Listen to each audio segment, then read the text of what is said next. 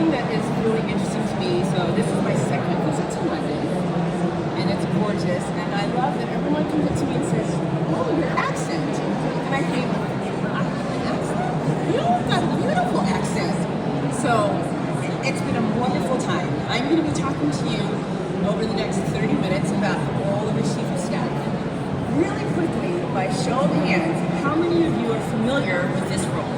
And if you're not, it's okay. I was going to say, come on, you are. Awesome. Well, what I'm going to do is I'm going to talk to you about the role so you have a little bit more insight into what it is.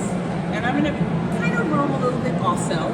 And then following my presentation, I do have a booth, 212, that you're welcome to come to. Let's chat. Let's connect on LinkedIn. I want to know more about you. And if this is something that you're curious about, you're interested in doing. So just remember that. Now let's test this out. Perfect. It's working the way that I want it to work. The chief of staff is a strategic partner. Everybody wants to know, what does it mean to be a strategic partner? And that's what I'm going to delve into. I want to go through some of the things that a chief of staff does all of the time, some of the expectations of that role, and how they can find success. Before I do that though, I want to tell you a little bit about myself. I'm an author. I wrote a book about being the chief of staff, and I got a wonderful reception, and I'm writing my second book. So the first book is really about the foundational aspects of a chief of staff. The second book will be about impact and how a chief of staff can drive impact. I currently work at Microsoft. I support a corporate vice president, and I am his chief of staff. And so I run his business. I'm in weeds as well as I'm seeing the 500,000-foot view of what's going on. The interesting thing is a lot of people are doing that type of work, and they may not have the title. And so what I want to do is just really clarify what is a chief of staff. So when you're thinking, you've got a lot of different ideas. And the first thing I said is a chief of staff is a strategic partner.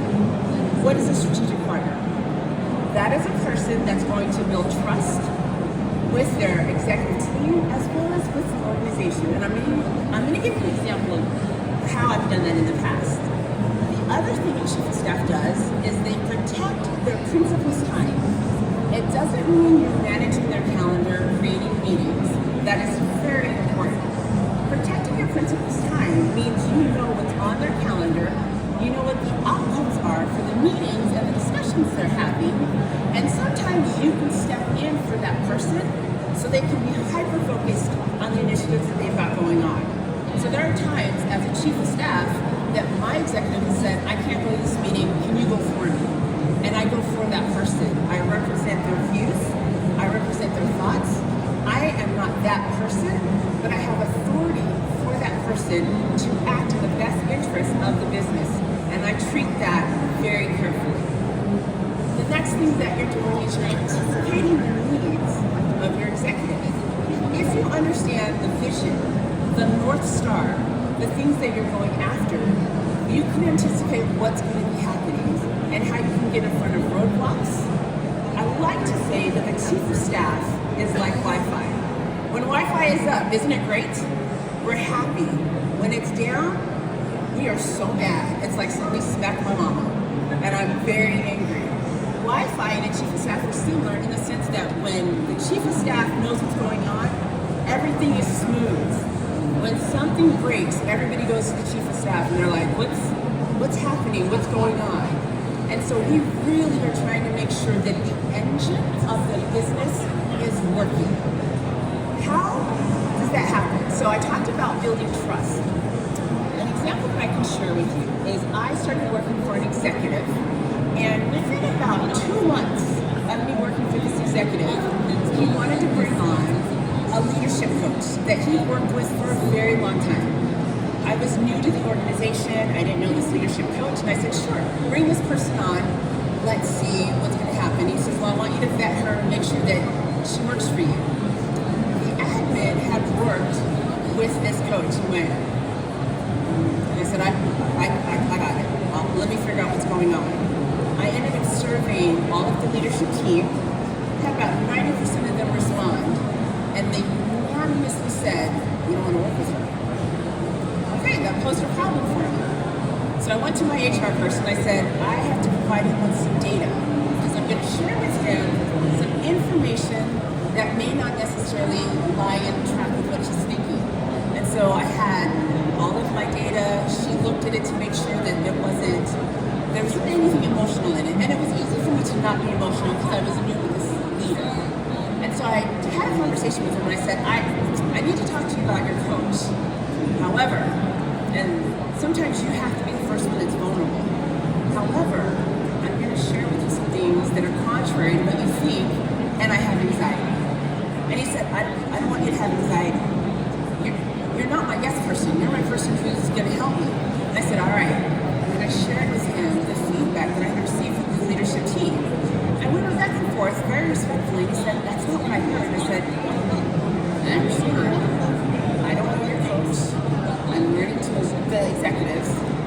I think we really need to consider something else. And I've got two people that I'd like you to think about also. He went back, did his own due diligence, and he came back to me and said, you know what, Amory, I think I have bias towards my coach. I'm going to go with somebody different.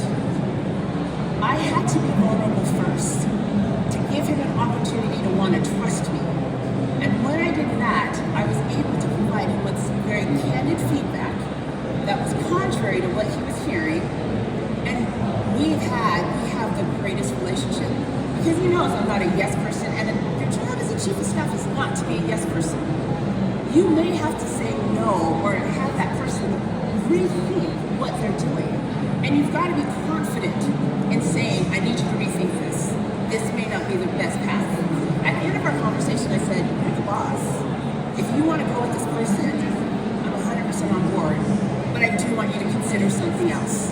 And I was grateful for him that he did, and it really helped us with our relationship moving forward because he knew if I shared something with him, I will have thought about it, I'll have my data, and I'm not just going to go along for the ride. So being a strategic partner, that's how you start becoming a strategic partner. The next thing about it is you're managing a lot of executive relationships. Most chief of staffs do not have a team, but we are very matrixed. We work with people within our team, without our team, to make sure that the work gets done. So you've got to understand working styles. I worked with a vice president who would say, if you at me in all of my emails, at the end of the day, I look at everybody that's added me, and that's my task force. I had no idea. And so I made sure that I would at this person so they would see my email because it was urgent, but I wanted them to get back to me. So understanding working styles is very important. Sometimes you just need to create a team charter. And I have created team charters where it says, I'm available between this time is my focus time. And so unless you are my executive or the admin, you don't get to interrupt me during my focus time. Unless there's a huge issue that's going on in the organization and everybody's on the And so we really want to make sure that you know what that looks like. Establishing clear communication. How do you communicate with individuals? I have had the best working relationships with my admins. They're amazing, and I cannot be successful without them. And so when we work together, we have our regular one-on-ones, and then I'm at Microsoft, we have teams, and I've told my admins, you can ping me at any time. They have my cell phone. Anything that is happening, because you and I need to be in lockstep. And if we're in lockstep, we can truly have the organization move forward, and there's no secrets, and we're not surprised. I don't like to be surprised. I like to know what's going on. In any chief of staff, we're kind of type A, that we want to know what's going on, and we have some measure of control to make sure that things are being executed in the manner that they need to. Developing trust through consistency. When you're doing these things, you become a known entity, not only to your executive, but to the leaders that you work with. This is especially useful when you have an oops moment. We've all had oops moments. We want to forget about them. But when I have oops moments, the way that my team and my leaders look at me, they say, that's not typical of Anne-Marie, because we know how she works. Let's find out what's going on. We've all heard the term fail quickly so you can move on. If you build trust, if you are consistent, when you have that situation that you failed, you are a known entity and you're able to move past it without somebody saying, why'd you mess up? But they're saying, what happened? How can I help you? This is thought partner with your team and your organization. The next point that is so important is about cross-functional leadership. So I talked about the fact that you work with a lot of people internally to your team. You have so many stakeholders outside of your team that contribute to the success of whatever you're working on. And so there's team alignment. Who are the key players? Who do you need to be aware of? How do you need to interact with that person? Conflict resolution. If you're not comfortable in conflict, the chief of staff role will be hard for you because you are often mediating conflict. And it's not conflict in the sense that people are fighting. It's conflict in the sense that you have very strong leaders that want to get their job done. They're looking out for their organization. And although they want to make sure that the holistic vision is being accomplished, they're still looking out for their team. And sometimes something that they want may not necessarily align with something that somebody else wants. And so you have to know how to mediate and have those conversations, not be emotional, be fact-driven, so when you're talking to them, they understand that you still want them to succeed, although their path to success might be different than the organization's path to success. That's how you become an executive liaison, because you're having those conversations, and your leader's not having that conversation because that person has given you authority with their name to have those conversations for them, knowing that you have their best interests at heart. The last point that's on here is about organizational navigation. Now, as a chief of staff, like I said, you've got to know who are the key players, who needs to get pulled in, who needs to get pulled out. I run all of our leadership meetings. Every week, I create the agenda. My admin takes notes and actions. I facilitate the conversations to make sure we stay on task. If we've got to go deep and defer something to a later time, we do that.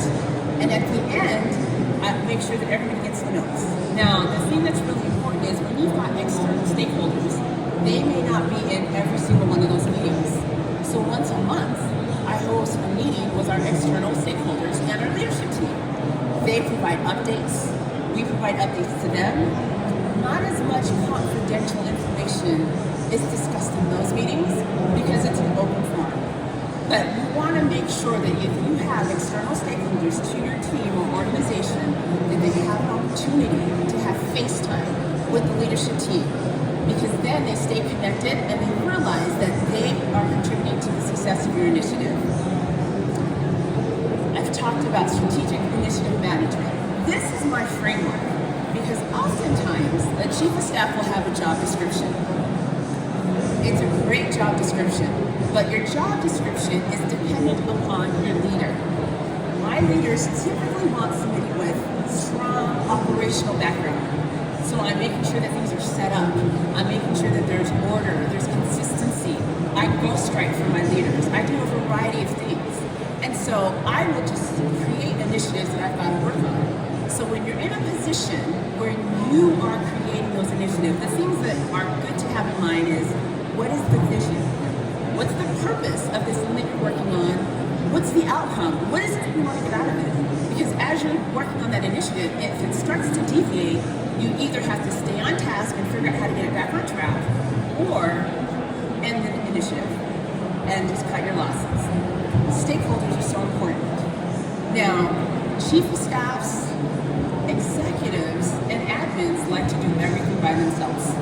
And we forget that we have a team, we have a supporting cast. And so once you define your stakeholders, you can delegate out things that they can do to support the initiative that you're working on. So then you don't end up doing everything. You end up, my third point, driving the execution of that initiative. You understand what's happening, you understand who's working on what, and you can see if it's hitting its timelines. And again, if something happens where you need to deviate from that timeline, you definitely can. But as the person who's driving the execution, it also gives you an opportunity to drive a lot more initiatives because you're not the person that's doing all of the work in the weeds with everybody. Finally, the last thing you've got to do is measure impact.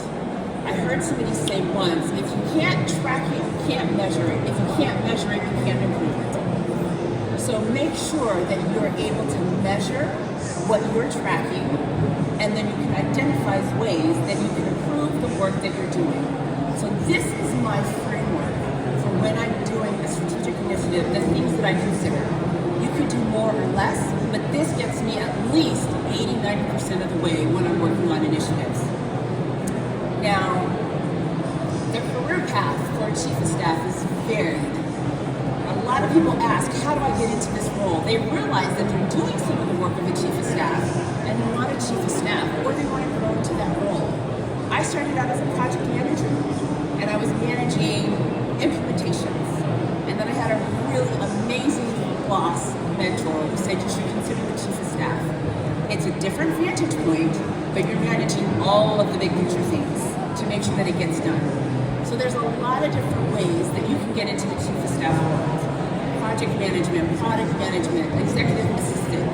All of these entry methods will get you understanding what that role is. If you're curious, like I said, I have a booth, come and talk to me, and I can talk to your specific situation on how you can help the chief of staff role be something that is recognized for you in your career path. Role mastery is so important. We're all here at this amazing conference to learn, to figure out how we can be better. That's the same thing with the chief of staff role. I have an accredited program by the body that's putting on this conference for people who are curious or they are chief of staffs and they want to be certified. And at the end of the program, you do get an accreditation that says you are a certified chief of staff professional. And so if you're curious about that, again, come and visit me at the booth. And I also have my QR code at the end that I'll share with you. But it takes you through the core fundamentals of what every chief of staff needs to know how to do, agnostic of industry. And then you can dive into the domain of the executive that you're supporting. My last point here about the future path of your chief of staff. You can do anything. You can literally do anything. The chief of staff role in the beginning was a role that Napoleon had created. And he created a second in command. And that person and him worked in tandem for everything that had to do with the troops, everything that had to do with strategy. You now find that this role is moving into tech, finance, entertainment, healthcare, you name it. People have a chief of staff. When they understand what a chief of staff can truly do, the value of a chief of staff, they want a chief of staff. And so then you find individuals like myself, who I'm an executive coach and a mentor, and I help people in that space. There are people who do it for 2 years and then they move on to be something else. I have friends who, I have a really good friend who she was a chief of staff and she became the CTO of her own security company. Another person within Microsoft who became a general manager. So there's a lot of different opportunities for people who want to be chief of staff. So you can either stay in the role long term and find a lot of success, or find something else that scratches that itch and find some success. And so all of these things, this is everything that a chief of staff does, and more, and more. This is just a snippet. And so if you think you're executing against some of these skills, some of these roles, the chief of staff role is something for you to definitely investigate. I love to say that the chief of staff is the architect of clarity. You're looking at what's going on with strategy, and you make folks be in a place where they can understand it. I've always been a person that struggled with understanding strategy until I had to create strategy and teach strategy. You don't have to know the domain specifically, but you do have to have an understanding of what's going on. Bridging silos. Again, when you're dealing with people from different organizations, they're going to have their team in focus. And you have to learn how to work and navigate that to make sure that the vision and the North Star are being achieved. You're creating alignment. Everyone's not going to be happy, but everyone will be aligned. And you have to walk that balance to know how to create that alignment. And then again, just anticipating needs. The more you learn about the business, you can confidently speak about what needs to happen because you're not supporting the leadership team. You are a part of the leadership team. I wanted to show you a couple of examples of how you turn chaos into clarity as a chief of staff. So you see the things that are before. One of the primary things that I do when I go into a role is I audit all of the meetings because there's usually at least a fourth of those meetings that can go away.